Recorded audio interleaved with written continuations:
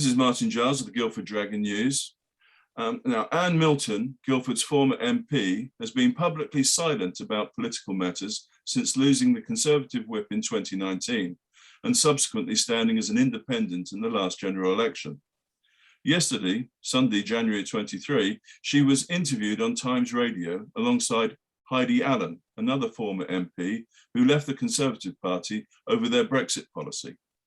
Unsurprisingly, their insights were sought on the current situation with Partygate and now accusations of Islamophobia. Anne, welcome to the Guildford Dragon. It's a pleasure, Martin. It's a pleasure. We've interviewed you many times, but this is your first Zoom interview, so thank you for giving your time. Now, you served as a government whip from 2012 to 2017, and the last 2 years as the Deputy Chief Whip. So who better to give a view on the current machinations?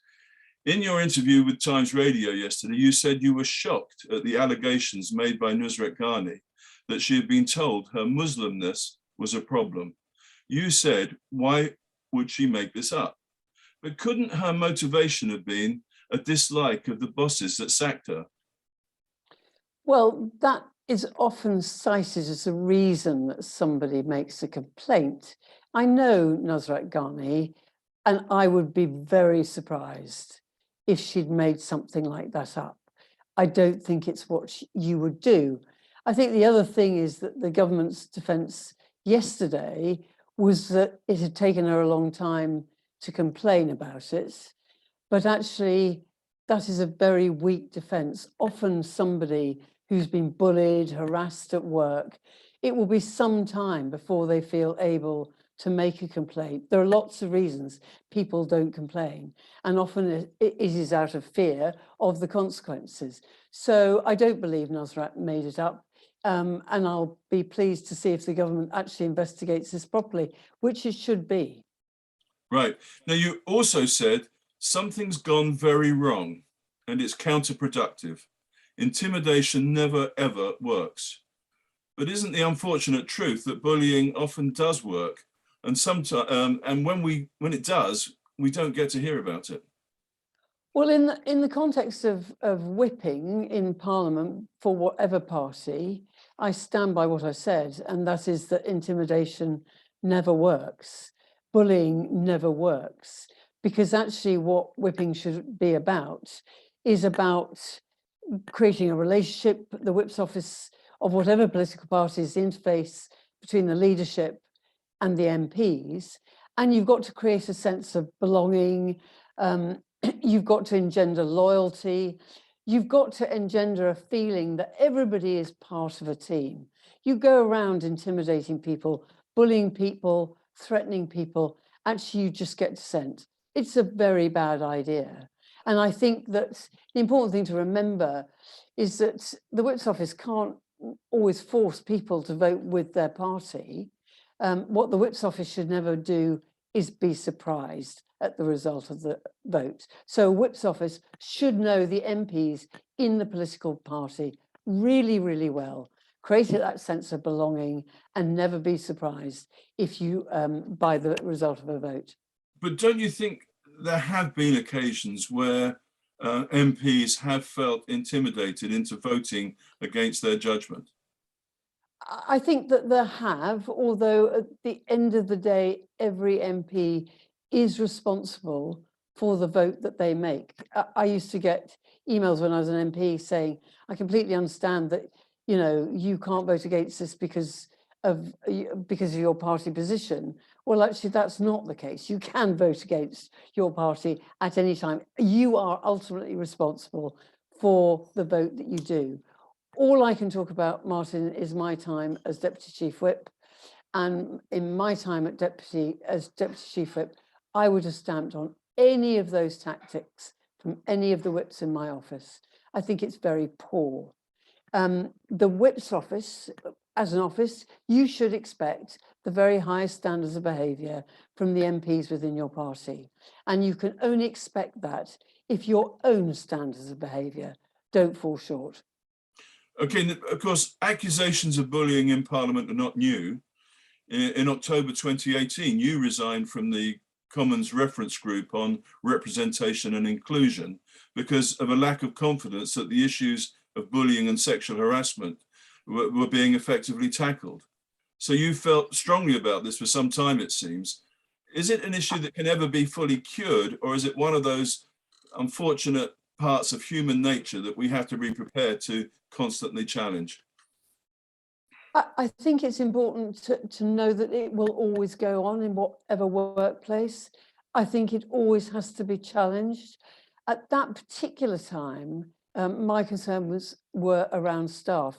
MPs are in a slightly curious position that they're self-employed. And so when they employ staff, the staff don't really have that infrastructure to go to. My concern at that time was reports and allegations, members of staff that came to me who were being bullied, intimidated by the MPs that they work for. And in one particular case, that included sexual harassment. Okay, so if we could now turn to the local views of Boris Johnson's leadership at the moment. A poll published in Surrey Live found respondents were marginally in favour of him remaining. What's your view? Obviously, you've never been a fan of Boris Johnson, but nonetheless, do you think his leadership retains legitimacy given the revelations? Well, I think we're not at the end of this process. So, you know, there's going to be a report that will come out, which from Sue Gray, which will state the facts. I think you have to wind back a bit to when I resigned as a minister. I resigned as a minister on the day that Boris Johnson became leader because I felt that we wouldn't necessarily work together. I thought I would preempt the situation because I felt that he might take the party in a direction that I wasn't comfortable with. I stood in the 2019 election when I didn't actually have to stand. And the reason I stood is because I didn't think Boris Johnson was competent, had the integrity, was honest enough to be able to stand on that platform. And I felt that people in Guildford needed a choice. So that was my reason for standing. So none of this surprises me terribly, Martin. Whether he retains the support of the local people in public, in Guildford, the public in Guildford, time will tell. I think that I'm sure and know that some members of the Conservative Party, although they don't keep in touch with me very much, are somewhat embarrassed by what's gone on. And I think that can only get worse. But, you know, this is a process that is running. Okay, do you think the report, when it comes out this week, as we expect it to, will actually add much to our knowledge? It may give a few more details, but do you think it's really going to be significant in changing our views?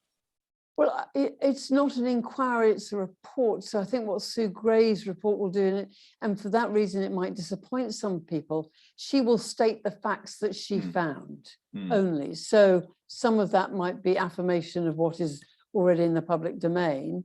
It might or might not go further than that, but it will be the facts.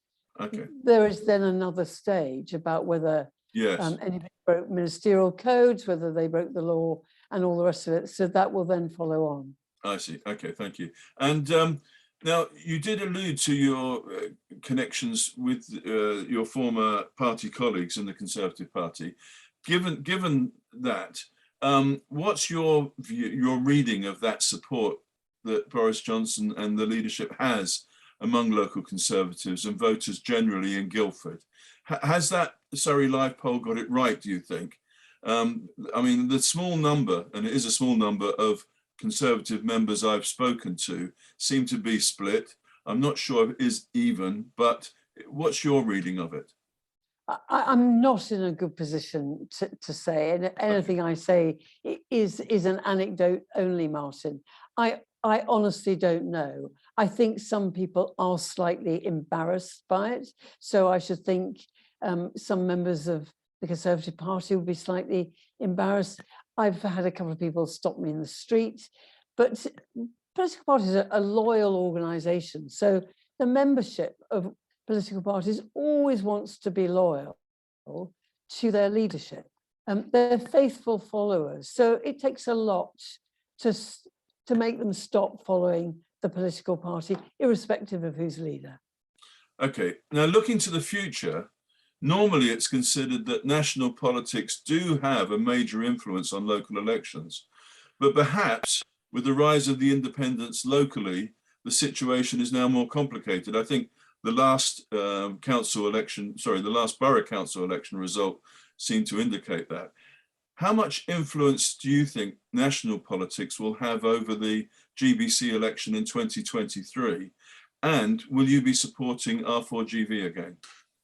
Well, I should say the residents for Guildford and Villages. I'm in maybe the enviable position now, Martin, of being a floating voter. So, you know, I will wait and see at the time. I think national politics plays a more significant part in local politics when there's not a big burning local issue. So we'll see what comes up at the time. But there's no doubt about it that political party loyalty in terms of voting at elections has all been thrown up in the air. And we saw that at the Shropshire by-election. Whoever would have thought that in a leave voting seat, the Liberal Democrats would win that. I wouldn't have been able to predict that. So I think at the moment, party political loyalty is at an all-time low for all the political parties. I think that there's everything, therefore, for all the political parties to play for. And I think that anything can happen. I think what people, you know, my sadness with all that's gone on is that I think that it brings politics into disrepute generally, which I think is a shame. I mean, it was ever thus, you know, go back 100 years, 200 years, and politicians have never been the most popular. But I don't think it serves our democracy well. What happens locally at the next local elections, I've absolutely no idea. What you do sometimes see in local elections is it can suppress votes. So if the Conservative Party or the Labour Party or the Liberal Democrats have been in the newspapers in a negative way, on social media in a negative way, what tends to happen is that those that would normally be faithful to that party simply don't vote at all. Doesn't necessarily mean they go and vote for somebody else. It will be very hard to judge. Yes. Well, Anne Milton, thank you. That's been very interesting to me. I hope it is to our readers. And thank you again for giving your time. And I hope we can come back to you at some time in the future and have another interview on perhaps other matters. Thank you very much. It's been a pleasure, Martin.